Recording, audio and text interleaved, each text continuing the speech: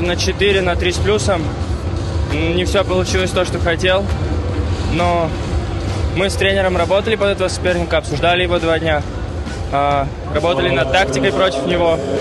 И получилось у меня все выполнить. И я выиграл все 3 раунда. Атмосфера на играх стран СНГ, наверное, даже лучше, интереснее, заряженнее, чем на первенстве Европы. Мне здесь все очень нравится. Получается, 5 числа финал.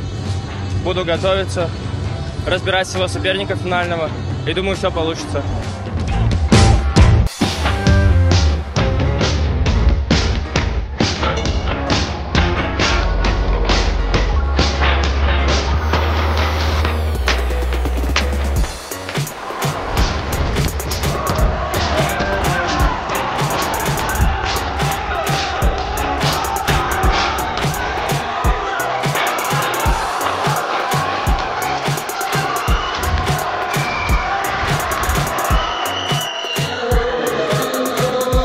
Я впервые в такой атмосфере. Это замечательно, когда множество стран, множество разных языков. Азербайджан красивая страна, хорошая, организация на высшем уровне. Это очень круто, когда твоя команда тебя поддерживает, желает тебе победы. Настаивает даже на твоей победе и говорит, ты должен это сделать, ты должен настроиться.